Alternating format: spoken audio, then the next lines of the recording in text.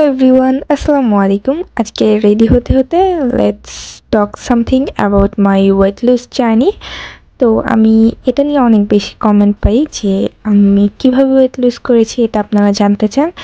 তো আমি ভাবলাম যে আজকে রেডি হতে হতে আমি আপনাদের সাথে কিছু কথা শেয়ার করি, এটা হয়তো আপনাদের জন্য হেল্প হতে পারে। তো ফার্স্টে আমি যে কথাটা বলবো যে ওয়েট লুজ জার্নিটা এটা আসলে একটা কন্টিনিউয়াস প্রসেস। আপনি যখন শুরু করবেন আপনার ডায়েট করাটা, তখন আপনাকে মাথায় রাখতে হবে যে আপনি একদিনে বা খুব তাড়াতাড়ি রাতারাতি আপনার ওয়েটটা কমিয়ে ফেলতে পারবেন না। আপনাকে সময় দিতে হবে, ধৈর্য ধরতে হবে, তাহলেই আপনি আপনার ওয়েটটা লুজ করতে পারবেন।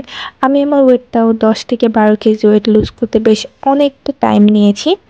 তো হয়তো কিটো ডায়েট করে আপনি হয়তো ভাত রুটি কোনো কিছুই না খেয়ে অনেক দ্রুত ওয়েট কমিয়ে ফেলা যায়, বাট আমি সেটা করিনি। আমি চেষ্টা করেছি একটা ব্যালেন্স হেলদি লাইফস্টাইল ফলো করে একটা ডায়েট মেনটেন করার, যাতে আমার ওয়েটটা লুজ হয়।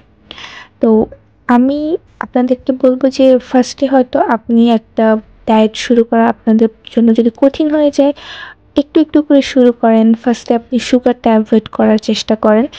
আপনি যদি সুগার আর আপনি প্রতিদিন যে বাইরের খাবার খান সেগুলো যদি একটু কন্ট্রোল করতে পারেন, তাহলে দেখবেন আস্তে আস্তে আপনি অনেক চেঞ্জেস আপনার শরীরে দেখতে পারবেন। এছাড়াও প্রসেস ফুড খাওয়াটা অফ করে দিবেন। প্রসেস ফুড বলতে আমি বুঝাচ্ছি বিস্কিট, কেক, চানাচুর বা আমরা যেসব হাবিজাবি চিপস এসব কিনে খাই, এসব খাওয়াটা অফ করে দেওয়ার চেষ্টা করতে হবে। তো আমি পার্সোনালি এইসব খাবার খেতে অত বেশি পছন্দ করি না, মানে আমি বিস্কিটস চিপস এগুলো খুব রেগুলারলি খাই না। তো এটা এদিক থেকে আমার জন্য এগুলোকে অ্যাভয়েড করা অনেক বেশি সহজ ছিল। আপনি যদি প্রতিদিন অনেক বেশি কোল্ড ড্রিঙ্কস খান, সেটাকে অ্যাভয়েড করার চেষ্টা করেন। তো আমার দিক থেকে আপনাদের জন্য সাজেশন হবে, যারা ওয়েট লুজ করতে চান তারা ফার্স্টে আস্তে আস্তে শুরু করেন আপনার জার্নিটা। এরপরে আপনি আস্তে আস্তে একটা ব্যালেন্স আর হেলদি লাইফস্টাইল ফলো করতে পারেন, যেটা আপনার ওয়েট লস করতে সাহায্য করবে।